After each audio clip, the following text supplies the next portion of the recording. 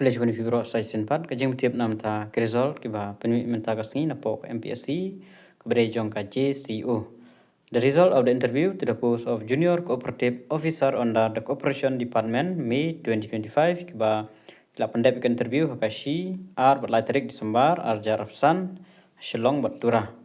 The name of the successful candidate are Alan Richard Lanong on reserve, Jesse R. Marak on reserve, Haniel Na Tremi Dingdo, Dao Hipaya Chulet, Wan Sam Shangan Sumer, Kinegiyo na Krung on reserve category, and Sino Brito R. Marak Garo, Her Tami Sumer, Richmond J. Shadam, Darimi I Tupru, Kamwa Kwa Ki Suyam, Mdor Sumer, Set Rembai Tilibor Khonglam, Napo Khas Jentia, Sengri Valerina E. Sangma, Saljarang Almarak, Napo Garo, Torisa Kurba, Cyril Koganwar, Wat Borlang Lingkhoy, Dari Langi Sanjeev Lingdo, Jared Anthony Ohio Lingdo, Jovit Betson Sheila, Bandrisuk Suting, Kevin Troyden Mauli, Napo Khasi Jentia Gregory, dan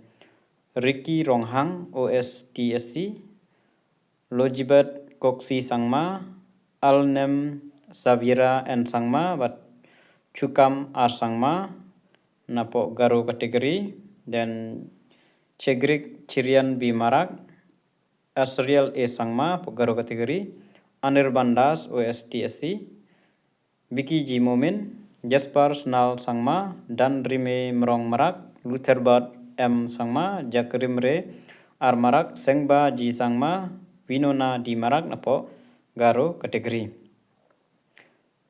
The recommendation of the candidate shall confer no claim for appointment unless appointing authority is satisfied. Okay.